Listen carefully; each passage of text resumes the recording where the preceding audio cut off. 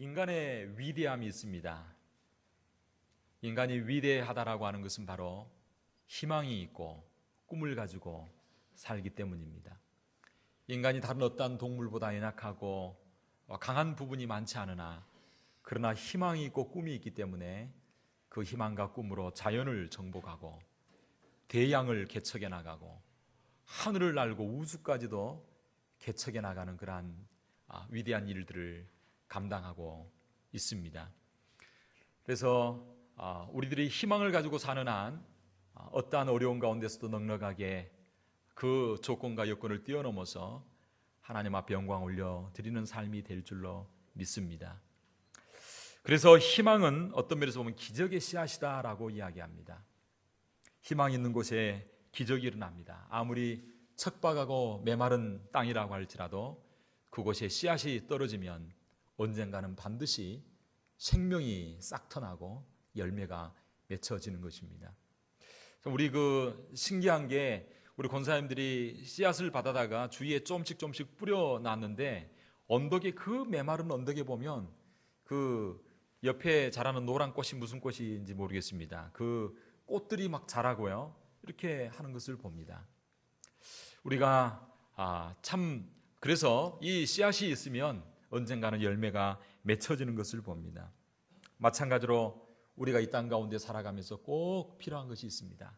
그것은 바로 희망이라고 하는 것입니다. 우리 주님께서도 저와 여러분들에게 희망과 소망을 주시기 위하여 하늘 보좌 영광 버리시고 이 땅에 오셨습니다. 그리고 십자가에서 몸 찢어 피 흘려 죽어 주심으로 저와 여러분들에게 희망과 소망의 삶을 살게 해 주셨습니다. 그러므로 예수 믿는 저와 여러분들은 어떠한 여건과 환경 가운데서도 희망을 잃지 말고 믿음으로 다시 일어서는 삶이 되는 저와 여러분 되기를 주의 이름으로 축원합니다. 예전에 제가 어떤 한 짜장면 집에 방문했는데 한번 이야기를 했었습니다마는 거기에 보면 이런 글귀가 적혀 있었습니다. 생각을 바꾸면 세상이 바뀝니다. 그러면서 거꾸로 읽어보세요 라고 하면서 그 허름한 벽 위에 글자를 하나 적어놨습니다. 그래서 뭐라고 적었냐면 이렇게 적었습니다. 한번 따라합시다. 네, 힘들다. 참 힘들다는 거예요. 이 짜장면 만들고 이게 배달하고 이 얼마나 힘들겠어요. 그런데 늘 반대로 생각을 바꾸면 감사하다는 것입니다. 그래서 뒤쪽에서 읽으면 따라합시다. 다들 힘내. 다들 힘내라는 거예요. 다들 힘내십시오. 이런 그 문구를 적어놓으면서 열심히 살아가는 모습을 보았습니다. 사람들로 붐비는 어떠한 상점이 있었습니다. 아주 좋은 위치 가운데서 젊은 부부가 사업을 경영을 했습니다. 꿈을 가지고 성실하게 일했습니다. 그런데 어느 날 한순간 그 가게 가운데 화재가 발생합니다. 그리고 그 안에 있던 모든 값진 물건들과 진열해 놓았던 모든 것들 그리고 인테리어들이 다 불타버리고 말았습니다. 사람들은 지나가면서 혀를 찼습니다. 젊은이들이 열심히 살려고 했는데 참 안 됐다. 이제 어떻게 되나? 이제 모든 게 다 타버렸는데 이제 끝났구나라고 사람들은 생각했습니다. 그런데 그 다음날 아침에 그 까맣게 탄 문 앞에 한 알림 공고판이 붙여져 있었습니다. 그 글은 이렇게 적혀져 있었습니다. 알림, 이 상점의 모든 것이 다 타버렸습니다. 그러나 우리 가족의 희망은 결코 타지 않았습니다. 우리는 내일부터 다시 시작합니다. 사람들이 도와줬을까요? 안 도와줬을까요?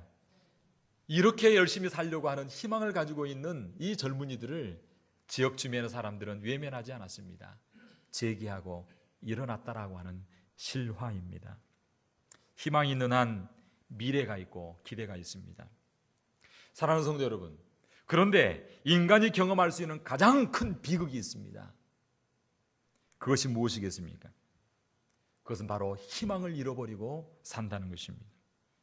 희망을 잃어버린다라고 하는 것은 다른 말로 하면 절망하며 산다는 것입니다. 희망이 끊어지는 것입니다. 그게 바로 절망입니다. 절망하는 마음을 가지고 사는 사람은요, 기대가 없습니다. 미래도 없습니다. 모든 것이 끝났다고 생각하기에 결국은 생을 자포자기하고 그리고 인생을 포기하고 마는 것입니다. 그래서 철학자 키에르케고르는 이런 이야기를 했습니다. 절망은 죽음에 이르는 병이다. 절망이 뭐라고요? 죽음에 이르는 병이다. 요즘 우리 사회를 보면 절망하는 사람들이 점점 많아지는 것을 봅니다. 한참 희망을 가지고 살아야 될 젊은이들이 사회에 대하여 절망하고 인생에 대하여 절망하고 무엇을 위하여 어떻게 살아야 할지 삶을 자포자기하는 젊은이들이 많이 일어나고 있습니다. 요즘 신문지상을 보면 절망하고 비관하여서 결국은 스스로 자기의 생을 마감하는 수많은 사람들의 이름들이 우리는 올라오는 것을 볼 수가 있습니다. 우리나라의 경우에 하루에 절망으로 인하여 1,100명이 자살을 시도하고 그중에 36명이 사망한다고 합니다. 2014년 자살자가 14,000명이 넘었다라고 하는 통계 자료가 나와 있습니다. 자살을 설명하는데 이 절망이라고 하는 것은 우울보다 1.3배가 많다라고 하는 통계 자료가 나와 있습니다. 사람들이 왜 절망합니까? 그것은 그 누구도 나를 도와줄 수 없다라고 생각하기 때문입니다. 우리도 살아가다 보면 여러 가지 절망의 순간을 만나기도 합니다. 갑자기 부도를 경험합니다. 갑자기 질병이 찾아옵니다. 갑작스런 어쩔 수 없는 사고를 만날 때도 있습니다. 이럴 때 결국은 소망이 사라지고 절망만이 찾아온다라고 하는 것입니다. 사랑하는 성도 여러분, 우리는 어떻게 해야 끊임없이 우리 삶 가운데 찾아오는 이 절망을 극복하고 이 절망이라고 하는 부정적인 마음을 뛰어넘어서 오히려 희망과 소망의 삶을 살 수 있겠습니까? 우리는 오늘 본문의 말씀을 통하여서 절망의 마음을 극복할 수 있는 저와 여러분 되기를 주의 이름으로 축원합니다. 그렇게 하려면 첫째로 따라합니다. 도와주시는 하나님을 만나야 합니다. 사람이 절망하는 이유는요, 내 문제를 해결해 줄 수 있는 사람이 아무도 없다라고 생각하기 때문에, 나를 도와줄 리가 하나도 없다라고 생각하기 때문에 사람들은 절망합니다. 지금 내 문제를 부모도 도울 수 없고 형제도 해결할 수 없고 친구도 그 누구도 해결해 줄 수 없다라고 생각할 때 사람들은 절망합니다.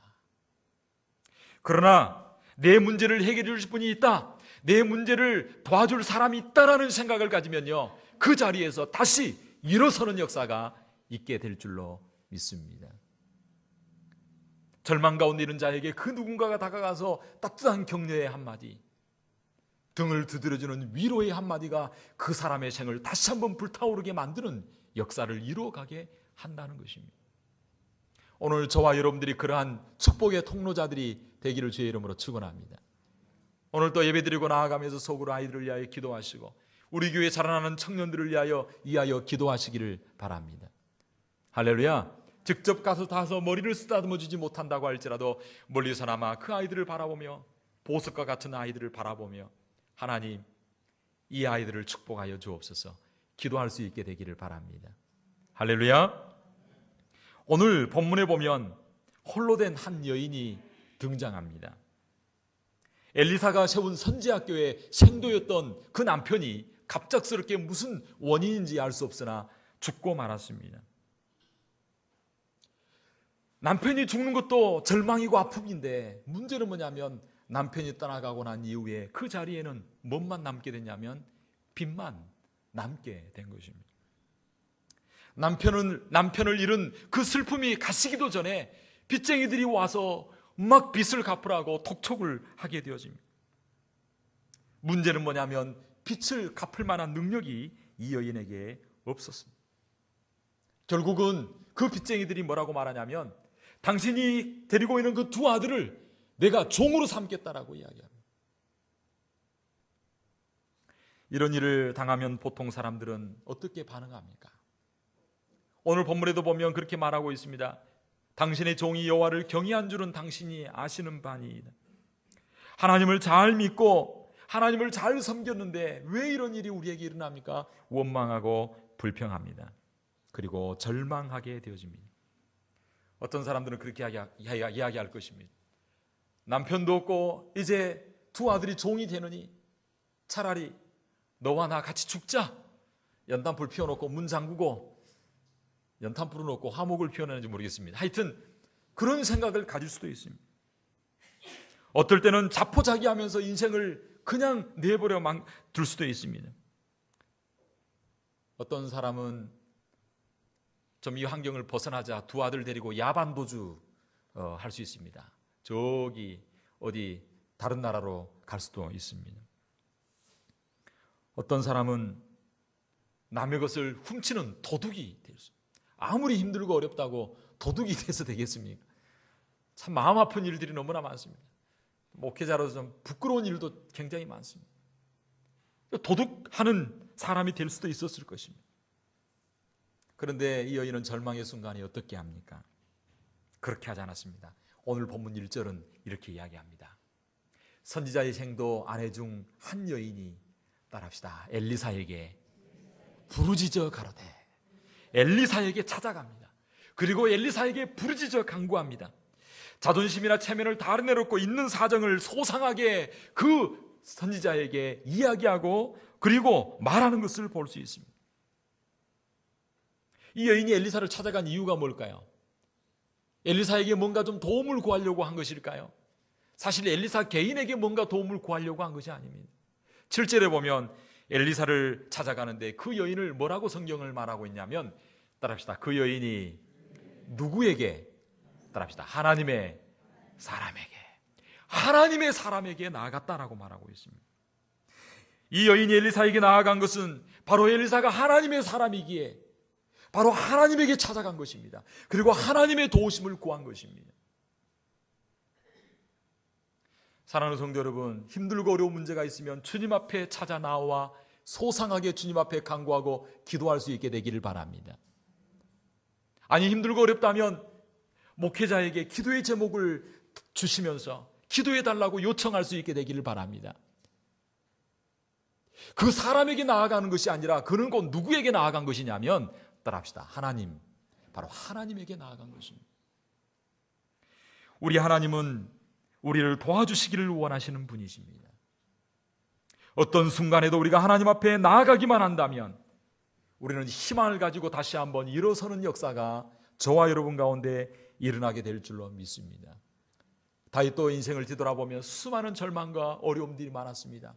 그러나 그때마다 그는 이렇게 고백합니다. 이사야 40장 1절 2절에 보면 이렇게 말합니다. 내가 여호와를 기다리고 기다렸더니 귀를 기울이사 나의 부르짖음을 들으셨도다. 나를 기가 막힐 웅덩이와 수렁에서 끌어올리시고 내 발을 반석 위에 두사 내 걸음을 경고케 하셨도다. 우리 하나님께서 기가 막힐 가난과 질병과 소요와 걱정과 죽음의 절망 가운데서 우리를 탈출하게 해주시고 그리고 반석 위에 세워주시는 분은 바로 우리 하나님이신 줄로 믿습니다. 그러므로 절망의 순간 다른 길로 나아가지 마시고 우리를 도우시는 하나님 앞에 나아갈 수 있게 되기를 바랍니다. 그리고 그분 앞에 부르짖어 간구하고 기도하시길 바랍니다. 우리 주님은 말씀하십니다.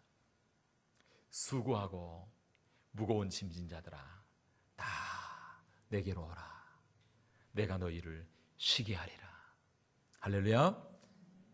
우리 마음 가운데 들려지는 음성이 되기를 주의 이름으로 축복합니다. 우리는 어떻게 해야 절망의 마음을 극복하고 희망의 삶을 살 수 있겠습니까? 둘째로 그렇게 하려면 지금 내가 가지고 있는 것으로 다시 시작할 수 있어야 합니다. 사람이 절망하는 이유가 뭐냐면 첫째로는 나를 도와줄 사람이 없다, 도와줄 분이 없다라고 생각하기 때문입니다. 두 번째로 사람이 절망하는 이유는 뭐냐면 이 문제를 풀 만한 능력이 나에게 없다는 것입니다. 문제를 풀 만한 돈도 없고 재능도 없고 실력도 여러모로 부족하다고 생각하기 때문에 사람들은 절망합니다. 엘리사는 이 찾아온 여인에게 뭐라고 이야기하고 있습니까? 2절에 보면 이렇게 이야기하고 있습니다. 엘리사가 저에게 이르되 내가 너를 위하여 어떻게 하랴 라고 하시면서 이렇게 말합니다. 따라합시다. 내 집에 있는 것이 무엇인지 내게 구하라. 내 집에 무엇이 있는지 내게 구하라. 내 집에 무엇이 있는지 내게 구하라. 오늘 본문 가운데서 내 집에 무엇이 있는 것이 무엇이 있는지 내게 말하라고 하는 이유가 무엇입니까? 지금 이 분 문제를 해결할 수 있는 것이 아무것도 없다고 이 여인은 이야기합니다. 그러면서 이 여인은 이야기합니다. 저가 가로되 계집종의 집에는 한 병 기름 외에는 아무것도 없습니다. 한마디로 말하면 아무것도 없다라고 말하고 있습니다. 있어도 보잘것없는 기름 한 병, 참기름 같은 기름 한 병밖에 없다, 이렇게 이야기하고 있습니다. 그런데 하나님은 아무것도 없는 것 같은 그의 삶 가운데 있는 것이 무엇인가에 주목하게 하십니다. 하나님은 이 여인이 가지고 있는 그것에 주목합니다. 그리고 그 기름 한 병을 관심을 가지고 있는 것을 봅니다. 사랑하는 성도 여러분, 우리가 다 잃어버렸을지라도 내가 가지고 있는 것이 무엇인가 생각해 볼 수 있게 되기를 바랍니다. 우리는 다 잃었다고 생각합니다.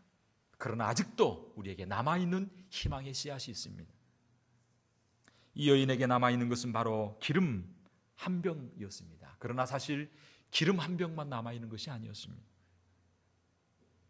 아직 생명이 있었습니다. 아직 엘리사를 찾아갈 기력이 있었습니다. 아직도 하나님을 의지할 수 있는 믿음이 있었습니다. 무엇보다도 자기 어머니에게 철저히 순종하는 두 아들이 있었습니다. 동네 사람들이 그릇을 빌려줄 만큼 이 여인에게는 사람들의 신뢰가 있었습니다. 사랑하는 성도 여러분, 우리는 모든 것을 다 잃어버렸다고 생각하지만 사실 생각해 보면 가지고 있는 것이 많이 있습니다. 그 가지고 있는 것이 무엇이든지 간에 그것을 주님 앞에 드릴 때에 그것을 통하여 하나님은 역사하실 줄로 믿습니다. 모세는 다 잊어버리고 잃어버리고 오직 마른 막대기 하나 있었습니다. 그러나 그 마른 막대기로 기적을 행하고 홍해를 가르는 역사를 이루어 갔습니다. 다윗에게는 보잘것없는 물맷돌 5개 있었습니다. 그러나 그것을 가지고 거대한 골리앗을 쓰러뜨리는 역사를 이루어 갔습니다. 아이가 가지고 있던 작은 물고기 2마리와 보리떡 5개로 5,000명을 먹이고도 12광주리를 거두는 역사가 주님 손에 있었습니다. 여러분 가지고 있는 작은 것 주님 앞에 드릴 때에 주님께서 기뻐 받으시고 그것으로 말미암아 하나님의 아름다운 역사를 이루어 가시게 될 줄로 믿습니다. 나는 가난하다고, 나는 학벌이 없다고, 나는 여러 육신적으로 연약하다고, 병들었다고, 인기 없다고 절망하지 마시기 바랍니다. 여러분이 잘 할 수 있는 것을 가지고 하나님 앞에 기도할 때 하나님이 영광 받아 주실 줄로 믿습니다. 할렐루야. 특별히 우리 뒤에 보면 청년 2명이 앉아 있습니다. 위에서 축복하며 기도해 주시기를 바랍니다. 할렐루야. 우리 피터 정말 꿈을 가지고 정말 잘 할 수 있도록 지금 골프 지금 공부를 하고 있습니다. 앞으로 세계적인 프로 골퍼가 될 줄로 믿습니다. 그래서 미리 좀 사인을 좀 받아 놓으시기 바랍니다. 나중에 최경주 선수처럼 나중에 이거 사인 받으려면 어려워질 수 있습니다. 우리 하나님께 우리 형제가 가지고 있는 재능 드릴 때에 하나님 영광 받으실 줄로 믿습니다. 위하여 기도할 수 있게 되기를 주의 이름으로 축원합니다. 그 누구든지 내 가지고 있는 작은 것 주님 앞에 드릴 때에 주님 손에서 기적과 하나님의 역사가 나타나는 것입니다. 내가 가진 것으로 다시 시작할 수 있게 되기를 축원합니다. 우리는 어떻게 해야 절망의 마음을 극복하고 희망의 삶을 살 수 있겠습니까? 세 번째로 그렇게 하려면 우리는 믿음으로 그릇을 준비해야 됩니다. 3절은 오늘 본문은 이렇게 말하고 있습니다. 가로되 너는 밖에 나가서 모든 이웃에게 뭘 빌려라? 그릇을 빌라.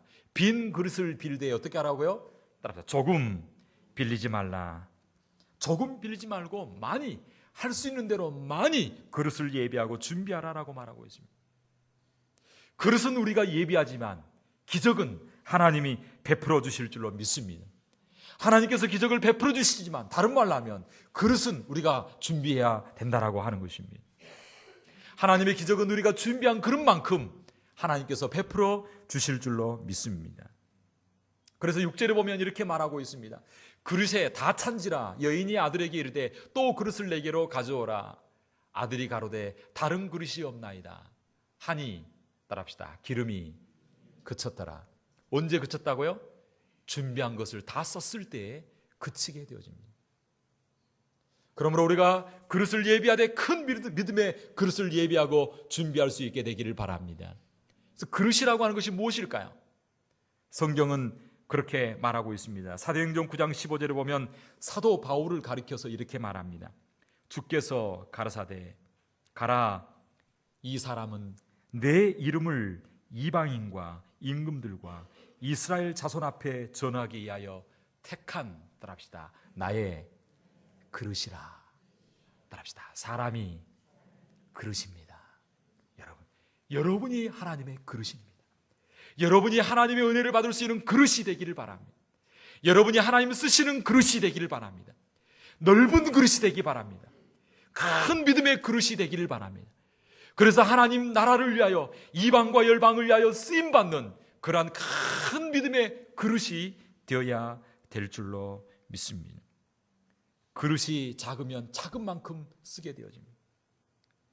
은혜의 큰 그릇이 되어서, 우리 교회 가운데 우리 사랑하는 성도님들이 큰 믿음의 그릇이 되어서 이 시대에 하나님 앞에 쓰임받을 뿐만 아니라 우리 자손들이 큰 믿음의 그릇이 될 수 있게 되기를 바랍니다. 또 성경은 말하기를 이렇게 말하고 있습니다. 시편 81편 10절에 보면 내 입을 넓게 열라 내가 말이라 채우리라. 입을 넓게 열라, 넓게 기도하라. 그리고 하나님 앞에 기도할 때 그 기도한 대로 하나님께서 뭐 하신다고요? 채우신다 말씀하고 있습니다. 다른 말로 하면 기도는 바로 준비된 그릇이라고 하는 것입니다. 그러므로 기도 가운데 그릇을 예비하고 준비할 수 있게 되기를 바랍니다. 우리가 기적을 이룰 수는 없습니다. 그러나 우리가 할 수 있는 것은 그릇을 예비할 수 있는 것입니다. 우리가 기도할 때 하나님이 채워주실 줄로 믿습니다. 우리가 특별히 6월 달에 부흥회를 앞두고 준비하는 가운데 있습니다. 어떤 사람들은 부흥회를 통해서 은혜를 받았다는 분도 있을 거고, 어떤 분은 부흥회를 통하여 인생이 전환되고 삶이 바뀌어지는 역사가 일어나게 될 것입니다. 부흥회를 통하여 하나님의 큰 은혜를 맛보게 될 줄로 믿습니다. 어떻게 할 때요?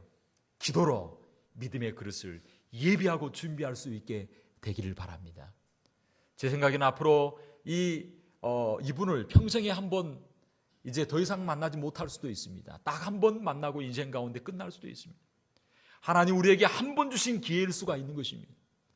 지금부터 기도로 열정적으로 예비하고 준비할 때에 하나님 풍성하게 저와 여러분의 기도 가운데 응답해 주시고 역사하여 주실 줄로 믿는 것입니다.